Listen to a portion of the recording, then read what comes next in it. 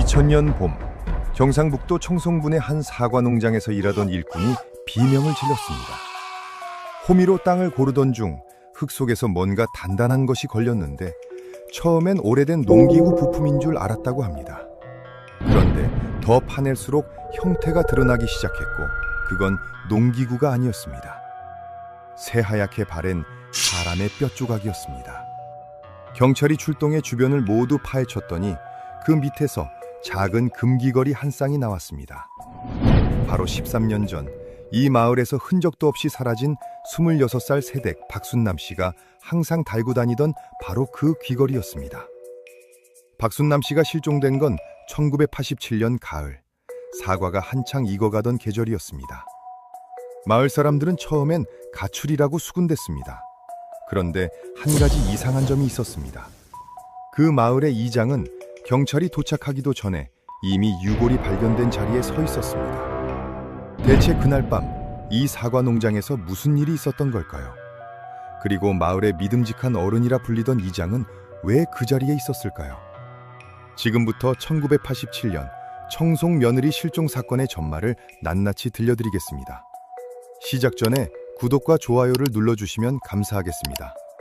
어느 지역에서 시청 중이신지 댓글 남겨주시면 한 분 한 분 인사드리겠습니다. 미제 사건 잊혀진 기록, 이야기 시작합니다.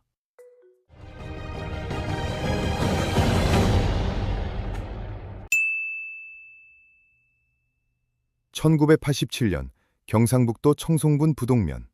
이맘때면 온 산이 빨갛게 물드는 곳이었습니다. 청송 사과는 그 시절에도 전국에서 알아주는 특산품이었고 마을 사람들 대부분은 사과 농사로 먹고 살았습니다. 아침이면 농약 냄새와 흙냄새가 뒤섞이고 저녁이면 온 가족이 모여 사과를 선별하고 상자에 담는 그런 평범한 시골 마을이었습니다. 이 마을에 박순남 씨가 시집 온 건 1985년 봄이었습니다.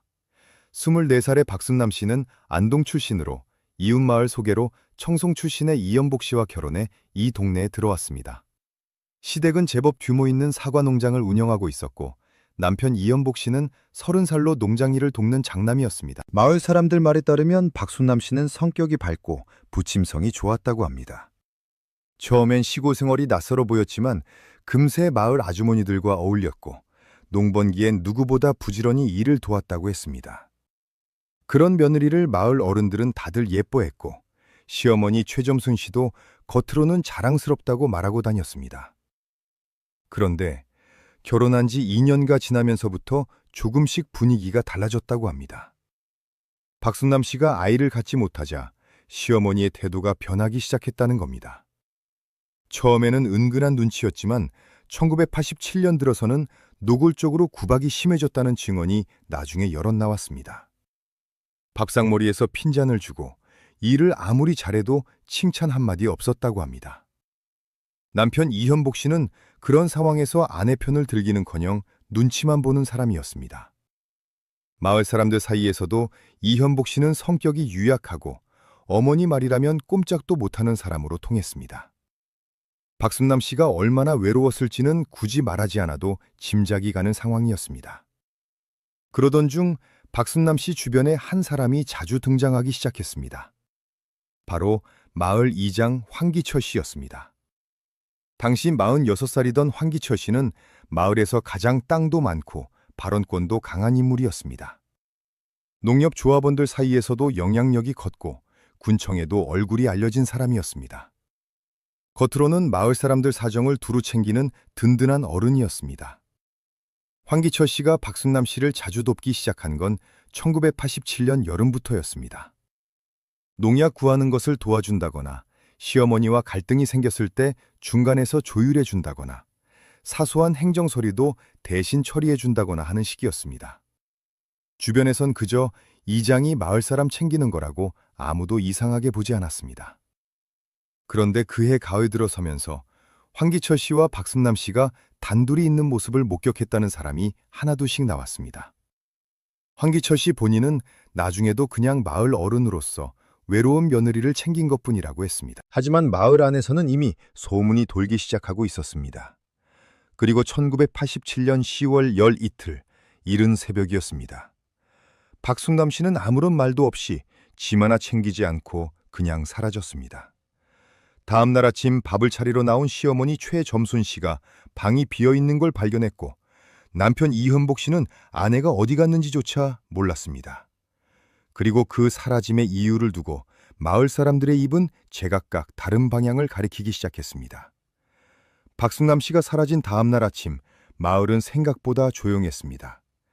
시어머니 최점순 씨가 이웃 몇몇에게 며느리가 보이지 않는다고 알렸지만 처음엔 다들 대수롭지 않게 받아들였습니다. 친정에 내려간 거 아니겠냐? 며칠 바람 쐬러 간 거겠지 하는 반응이었습니다. 그런데 3일이 지나도 연락이 없었습니다.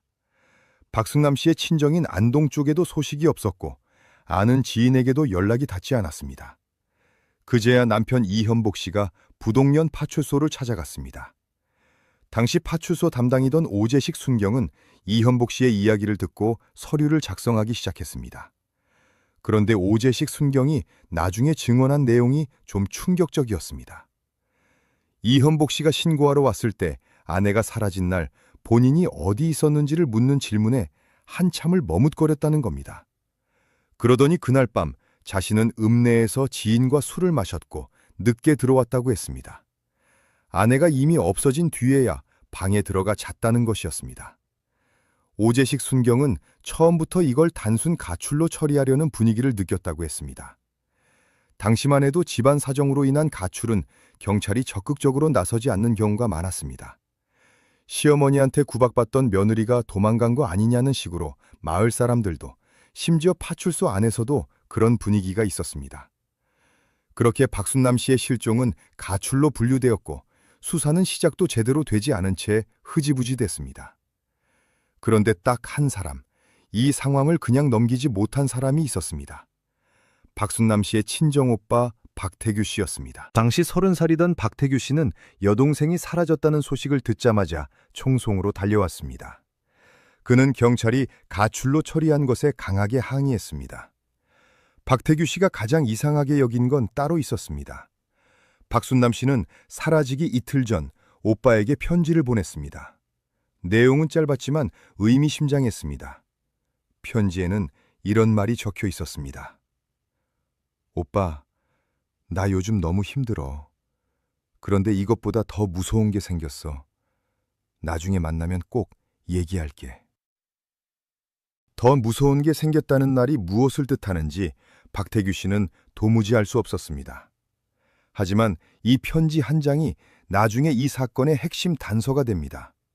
왜냐하면 박순남 씨가 편지를 보낸 날짜와 마을 이장 황기철 씨가 박순남 씨를 마지막으로 만났다고 진술한 날짜가 정확히 같았기 때문입니다. 그 사실을 알게 된 박태규 씨는 황기철 이장을 직접 찾아갔습니다. 황기철 씨는 태연하게 웃으며 말했습니다. 그날 잠깐 농장 일 얘기를 하고 헤어졌다. 그게 전부라고.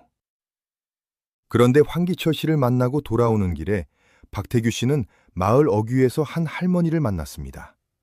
그 할머니는 주변을 두리번거리더니 박태규 씨의 소매를 잡아 끌었습니다.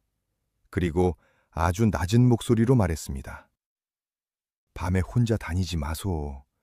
이 마을에서 뭘 캐려면 조심해야 해. 박태규 씨에게 경고를 건넨 할머니는 마을 어귀에 혼자 사는 70대의 정복순 할머니였습니다. 박태규 씨가 다음날 다시 찾아가 자세한 얘기를 듣고 싶다고 하자 정복순 할머니는 문을 열어주지 않았습니다. 문틈 사이로 짧게 한마디만 했습니다. 나는 아무것도 모른다. 어제 한 말도 잊어버려라. 하룻밤 사이에 태도가 완전히 달라진 겁니다. 박태규 씨는 직감적으로 누군가 할머니에게 압력을 넣었다고 느꼈습니다. 하지만 증명할 방법이 없었습니다. 박태규 씨는 마을 사람들을 한 명씩 만나보기로 했습니다. 그런데 이상한 일이 반복됐습니다. 처음엔 이런저런 얘기를 꺼내던 사람들이 황기철 이장 얘기가 나오는 순간 입을 닫아버리는 겁니다. 황기철 씨 논밭 바로 옆에 사는 김종달 씨는 그날 밤 사과 농장 쪽에서 이상한 소리를 들었다고 했다가 다음 날 다시 만나자 그런 말 한 적 없다고 잡아댔습니다. 마을 전체가 마치 약속이라도 한 것처럼 침묵하고 있었습니다. 박태규 씨가 할 수 있는 건 다시 파출소를 찾아가는 것뿐이었습니다.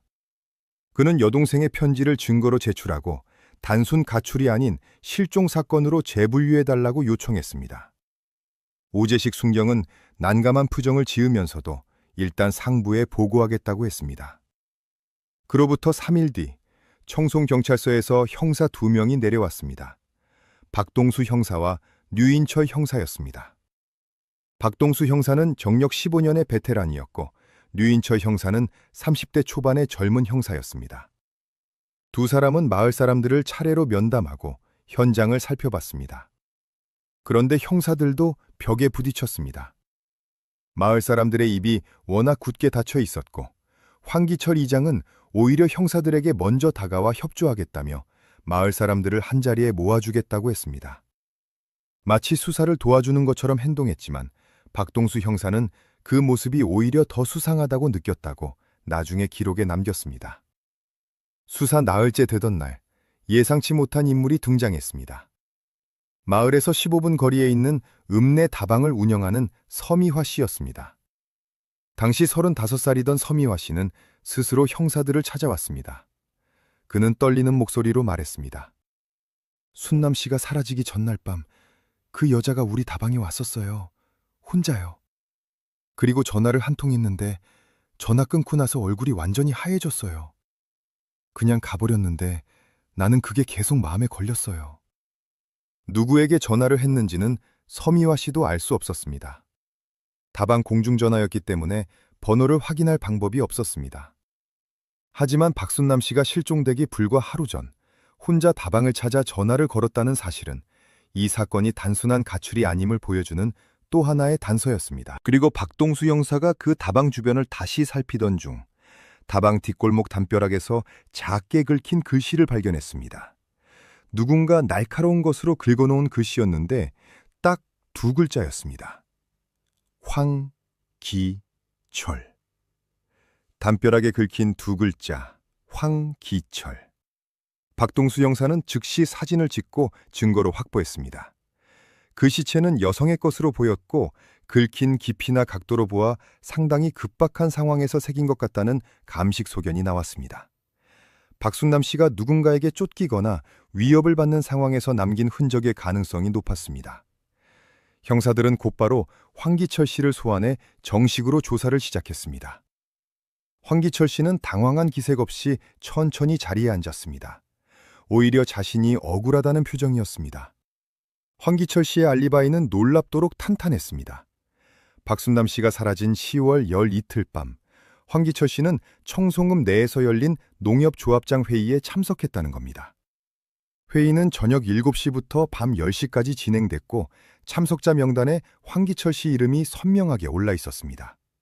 심지어 회의가 끝난 뒤 조합원 4명과 읍내 식당에서 자정 가까이 술을 마셨다는 증언도 나왔습니다. 동석했던 사람들 모두 같은 말을 했습니다. 형사들로서는 더 파고들기가 어려운 상황이었습니다. 알리바이 증인이 한두 명도 아니고 공식 회의 문서까지 있었으니까요. 하지만 박동수 형사는 뭔가 찜찜한 느낌을 지울 수 없었습니다. 그는 조용히 회의 참석자들을 개별적으로 다시 만났습니다. 그런데 흥미로운 점이 하나 발견됐습니다. 참석자 5명 중 3명은 황기철 씨가 회의 도중 30분 정도 자리를 비웠다고 기억하고 있었습니다. 화장실을 다녀온 것 같았다고 했습니다. 나머지 2명은 그런 일이 없었다고 했습니다. 30분. 읍내에서 부동면 농장까지는 차로 20분 거리였습니다. 30분으로는 왕복이 불가능한 시간이었습니다. 하지만 그 30분이 무엇을 의미하는지 형사들은 계속 머릿속에서 지우지 못했습니다. 수사가 교착 상태에 빠진 그때 전혀 예상치 못한 방향에서 새로운 인물이 등장했습니다. 황기철 씨의 아내 임순자 씨였습니다. 43살의 임순자 씨는 평소 마을에서 거의 눈에 띄지 않는 조용한 여성이었습니다. 그런 임순자 씨가 형사들을 피해 박태규 씨를 먼저 찾아온 겁니다. 임순자 씨는 박태규 씨에게 봉투 하나를 건넸습니다. 봉투 안에는 사진 한 장이 들어 있었습니다. 황기철 씨와 박순남 씨가 나란히 서서 찍은 사진이었습니다. 배경은 사과 농장이었고 두 사람의 거리가 생각보다 가까웠습니다. 사진 뒷면에는 1987년 8월이라고 적혀 있었습니다. 임순자 씨는 떨리는 목소리로 말했습니다. 나는 오래전부터 알고 있었어요. 근데 나도 무서워서 아무 말도 못했어요. 이제는 더 이상 못 참겠어요. 그런데 임순자 씨가 그 말을 남기고 집으로 돌아간 다음 날 아침, 임순자 씨는 갑자기 친정이 있는 대구로 내려가 버렸습니다. 연락도 없이 짐도 거의 챙기지 않고요. 그리고 그 사진은 이후 경찰 수사 기록에서 흔적도 없이 사라졌습니다. 사진이 사라졌다는 사실을 안 건 박동수 형사였습니다. 박태규 씨로부터 사진을 건네받아 증거함에 넣었는데 3일 뒤 확인해보니 봉투째로 없어진 겁니다. 형사실 안에서 증거가 사라진다는 건 보통 일이 아니었습니다. 박동수 형사는 즉시 서장에게 보고했지만 돌아온 답은 황당했습니다. 처음부터 그런 사진이 접수된 기록이 없다는 거였습니다. 박동수 형사는 직감했습니다. 이 사건, 경찰서 안에도 황기철 씨의 손이 닿아 있다는 것을. 하지만 그걸 증명할 방법이 없었습니다. 박태규 씨가 사진을 직접 봤다는 증언이 있었지만 사진 자체가 없으니 수사에 활용할 수가 없었습니다. 박동수 형사는 답답함을 사귀며 다시 처음부터 수사를 돌아보기 시작했습니다. 그러던 중 류인철 형사가 흥미로운 정보를 가져왔습니다. 마을에서 농약과 비료를 납품하는 일을 하는 최병국 씨라는 사람이었습니다. 당시 42살의 최병국 씨는 박순남 씨가 실종되기 한 달 전부터 이현복 씨 농장에 자주 드나들었는데 박순남 씨와 단둘이 얘기하는 모습이 여러 차례 목격됐다는 겁니다. 마을 사람들 사이에서는 최병국 씨와 박순남 씨 사이에 뭔가 있는 거 아니냐는 소문도 있었다고 했습니다. 형사들은 즉시 최병국 씨를 불러 조사했습니다. 최병국 씨는 처음에는 그냥 농약 납품하러 다닌 것뿐이라고 했습니다. 그런데 형사들이 목격자 진술을 들이밀자 태도가 조금 바뀌었습니다. 최병국 씨가 털어놓은 내용은 예상 밖이었습니다. 박순남 씨가 실종되기 3주 전, 박순남 씨가 자신에게 찾아와 도움을 요청했다는 겁니다. 내용인즉 자신이 위험한 상황에 처해 있는데 잠시 피할 수 있는 곳을 알 수 없겠냐는 것이었습니다. 최병국 씨는 갑작스러운 부탁에 당황해서 제대로 된 답을 못 해줬다고 했습니다. 그게 마지막이었다고요. 형사들은 최병국 씨를 유력한 용의자로 올려놓고 알리바이를 확인했습니다. 그런데 최병국 씨 역시 알리바이가 있었습니다. 박순남 씨가 사라진 10월 열 이틀, 최병국 씨는 문경에 있는 처가에 가 있었고 처가 식구 셋이 이를 확인해줬습니다. 형사들은 또 막혔습니다. 수사가 다시 벽에 부딪힌 그때, 이번엔 전혀 다른 곳에서 단서가 나왔습니다. 박순남 씨 실종 당일 새벽, 마을 입구 국도를 지나던 화물차 기사 오창목 씨가 뒤늦게 제보를 해온 겁니다. 오창목 씨는 새벽 2시쯤 청송 방면으로 차를 몰다가 도로 옆 숲을 쪽에서 불빛 하나가 깜빡이는 걸 봤다고 했습니다. 처음엔 그냥 지나쳤는데 뉴스에서 실종 사건 얘기를 듣고 나서야 신고를 해야겠다는 생각이 들었다고 했습니다.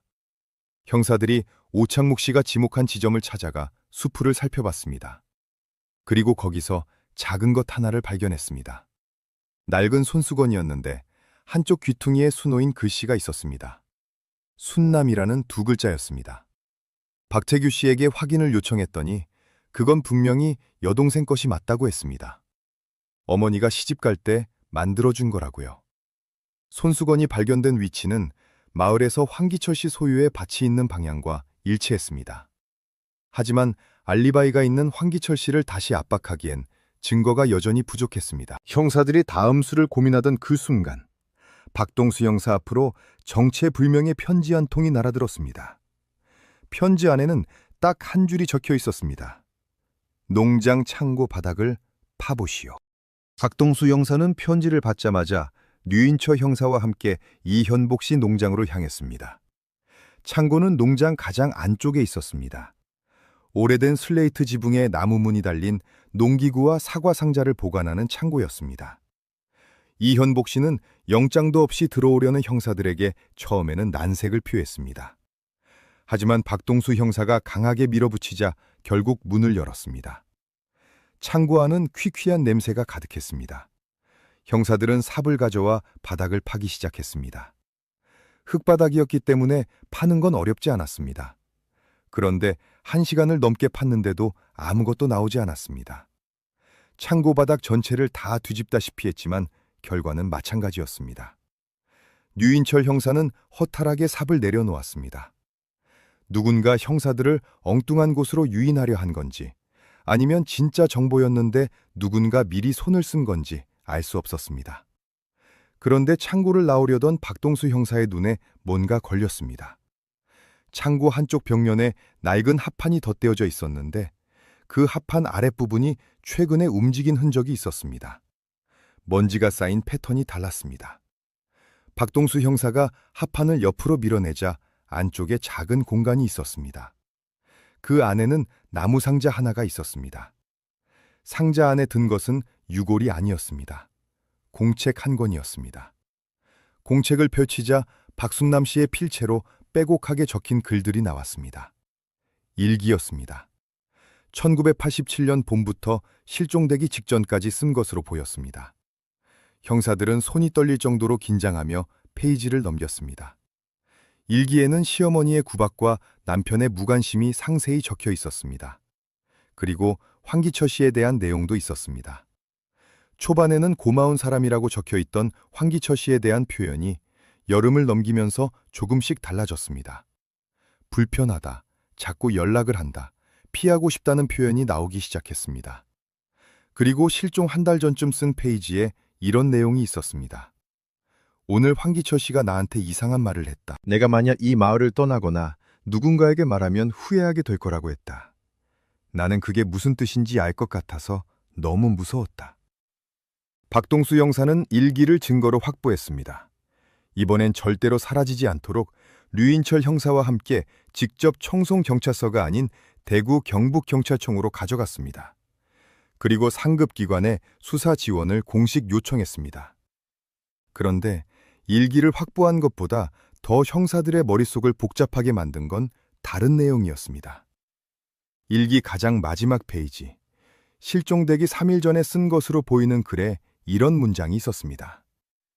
이연복 씨도 알고 있다. 그리고 모른 척하고 있다. 남편이 알고 있다. 무엇을?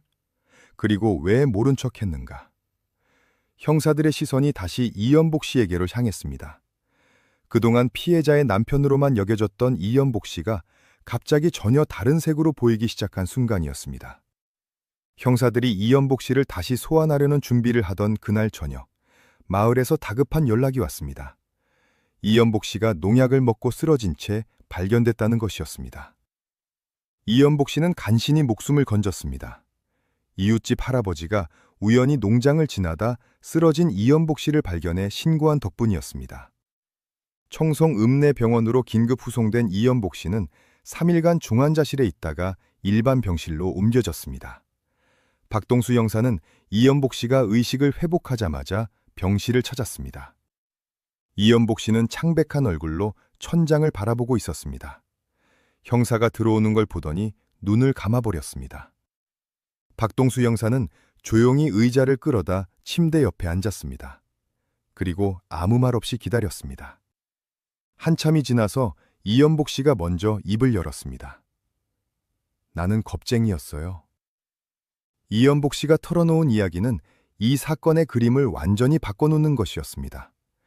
황기처 씨가 박순남 씨에게 접근하기 시작한 건 1987년 초여름부터였는데 이연복 씨는 그 사실을 여름이 끝날 무렵 이미 알고 있었다고 했습니다. 아내가 황기철 씨 때문에 힘들어한다는 것도, 황기철 씨가 아내에게 압박을 가하고 있다는 것도 알았다고 했습니다. 그런데 이연복 씨는 아무것도 하지 않았습니다. 황기철 씨는 이연복 씨 집안이 농협에서 빌린 돈에 보증을 서고 있었고, 마을에서의 이연복 씨 가족 입지 자체가 황기철 씨 손에 달려있다시피 했습니다. 황기철 씨에게 맞서는 순간 집안이 통째로 무너질 수 있다는 두려움에 이연복 씨는 눈을 감아버린 겁니다.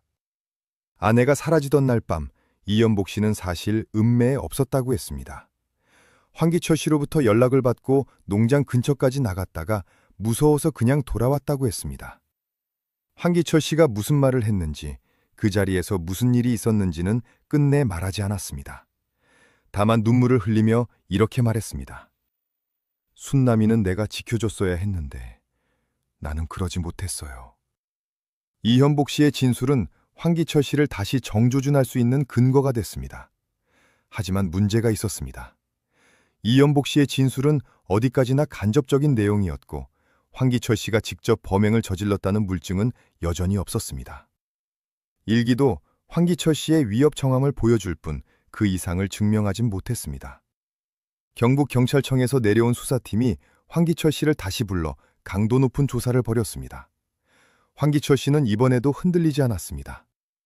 일기 내용은 오해에서 비롯된 것이고 이현복 씨의 진술은 죄책감에 시달리는 사람의 과장이라고 했습니다. 변호사까지 대동하고 나타난 황기철 씨 앞에서 수사팀은 또다시 막혔습니다. 그렇게 수사는 또 한 번 제자리 걸음을 하는가 싶었습니다. 그런데 그때 류인철 형사가 놓쳤던 부분 하나를 다시 붙잡았습니다. 황기철 씨의 알리바이를 증언한 농협조합원들 중 한 명인 정혜수 씨가 그해 말 청송을 떠나 부산으로 이사했다는 사실이었습니다. 류인철 형사는 정혜수 씨를 직접 찾아 부산으로 내려갔습니다. 정혜수 씨는 형사를 보자 얼굴이 굳었습니다. 한동안 말이 없더니 결국 한숨을 쉬며 입을 열었습니다. 그날 밤 회의에서 황기철 씨가 자리를 비운 시간은 30분이 아니었어요. 1시간이 넘었습니다. 나머지 사람들한테 30분이라고 맞추자고 한 게 황기철 씨였어요. 나는 그때부터 무서워서 부산으로 내려온 겁니다. 정혜수 씨의 진술은 이 사건의 판도를 바꾸는 결정적인 한 방이었습니다. 황기철 씨가 사라진 날 밤 1시간 이상 자리를 비웠다면 읍내에서 농장까지 왕복이 가능한 시간이 됩니다. 게다가 나머지 증인들에게 30분이라고 맞추자고 했다는 건 처음부터 알리바이를 조작했다는 뜻이었습니다. 류인철 형사는 정혜수 씨의 진술을 확보한 뒤 곧바로 나머지 조합원들을 다시 찾아갔습니다. 이번엔 정혜수 씨가 입을 열었다는 사실을 알리자 한 명씩 태도가 달라지기 시작했습니다. 결국 조합원 5명 중 3명이 황기철 씨의 부탁으로 진술을 맞췄다고 시인했습니다. 수년간 굳게 닫혀떴던 마을의 입이 드디어 열리기 시작한 것이었습니다. 경북경찰청 수사팀은 황기철 씨를 긴급 소환했습니다. 이번엔 변호사가 와도 소용없었습니다. 조작된 알리바이라는 사실이 증언으로 확인된 이상 황기철 씨를 그냥 보내줄 수는 없었습니다. 황기철 씨는 조사실에 들어서면서도 여전히 여유로운 표정이었습니다. 하지만 정혜수 씨의 진술서를 눈앞에 들이밀자 처음으로 표정이 흔들렸습니다. 그럼에도 황기철 씨는 쉽게 무너지지 않았습니다. 알리바이를 맞춘 건 사실이지만 그건 자신이 외도 의혹을 받을까봐 두려워서 한 일이라고 했습니다. 박순남 씨와 가깝게 지낸 건 사실이지만 그게 전부이고 그날 밤 자리를 비운 건 다른 여자를 만나러 갔던 것이라고 했습니다. 박순남 씨의 실종과는 전혀 관계가 없다는 주장이었습니다. 수사팀은 황기철 씨가 말한 다른 여자가 누구인지 확인에 나섰습니다. 그리고 실제로 그런 여성이 존재한다는 사실이 확인됐습니다. 읍내에서 혼자 살던 40살의 여성이었는데 그 여성도 그날 밤 황기철 씨가 자신을 만나러 왔다고 진술했습니다.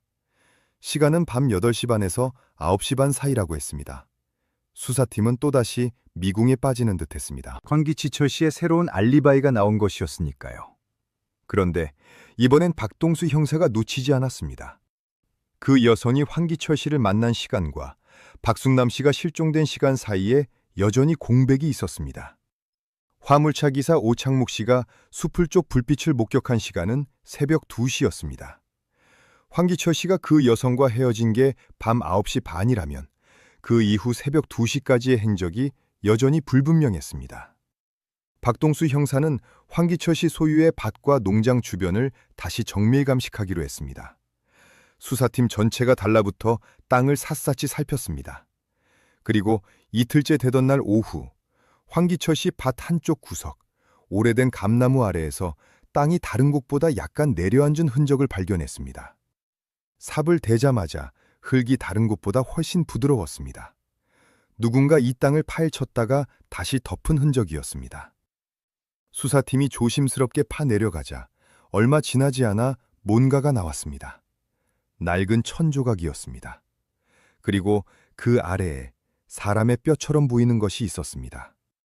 수사팀 전체가 숨을 멈췄습니다. 여러분, 지금 이 순간이 이 사건에서 가장 중요한 순간입니다. 만약 지금 이 이야기를 처음 접하셨다면 구독과 좋아요 꼭 눌러주세요. 이런 이야기들을 계속해서 전해드리겠습니다. 감식 결과가 나오기까지는 시간이 걸렸습니다. 수사팀은 현장을 통제하고 국립과학수사연구원에 감정을 의뢰했습니다. 그 결과를 기다리는 동안 황기철 씨는 구속도 되지 않은 채 마을에서 평소처럼 생활하고 있었습니다. 증거가 확정되지 않은 상태에서 구속영장을 청구하기가 어려웠습니다. 그런데 감식 결과가 나오기 3일 전, 황기철 씨가 갑자기 마을을 떠났습니다. 아무에게도 말하지 않고 행선지도 남기지 않고 사라진 겁니다. 잡아야 할 사람이 사라졌습니다. 황기철 씨가 사라진 건 1987년 겨울이었습니다. 경찰이 뒤늦게 수배를 내렸지만 이미 흔적이 묘연했습니다. 당시만 해도 전국적인 신원 추적 시스템이 지금처럼 촘촘하지 않았습니다. 주민등록 조회나 금융거래 추적도 지금과는 비교할 수 없을 만큼 허술했습니다. 황기철 씨는 그 허점을 정확히 파고든 겁니다. 국립과학수사연구원의 감식 결과는 황기철 씨가 사라지고 열흘 뒤에 나왔습니다. 감나무 아래에서 발굴된 유골은 20대 여성의 것으로 확인됐습니다. 그리고 유골 주변에서 발견된 금 귀걸이 한 쌍이 결정적이었습니다. 박태규 씨가 보자마자 오열하며 확인해줬습니다. 여동생 박순남 씨가 항상 달고 다니던 바로 그 귀걸이였습니다. 박순남 씨는 가출한 게 아니었습니다. 처음부터 이 땅 아래에 있었습니다. 이제 황기철 씨에 대한 살인 혐의 수배가 전국으로 내려갔습니다. 하지만 황기철 씨는 좀처럼 잡히지 않았습니다. 1년이 지나고 2년이 지났습니다. 수사팀이 바뀌고 담당 형사도 교체됐습니다. 박동수 형사는 다른 부서로 발령이 났고 류인철 형사만 이 사건을 놓지 않고 가끔씩 들여다봤습니다. 그 사이 황기철 씨가 어디서 어떻게 살았는지 나중에 밝혀진 내용은 이렇습니다. 황기철 씨는 청송을 떠난 직후 부산으로 내려갔습니다.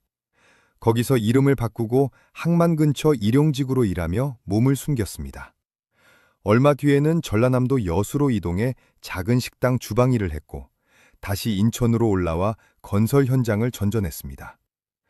황기철 씨는 보주하는 내내 절대로 고향 사람을 만나지 않았고 연락도 끊었습니다. 마을에 남겨진 아내 임순자 씨는 황기철 씨가 사라진 뒤 대구 친정에서 계속 지내다 몇 년 뒤 조용히 이혼 처리를 했습니다.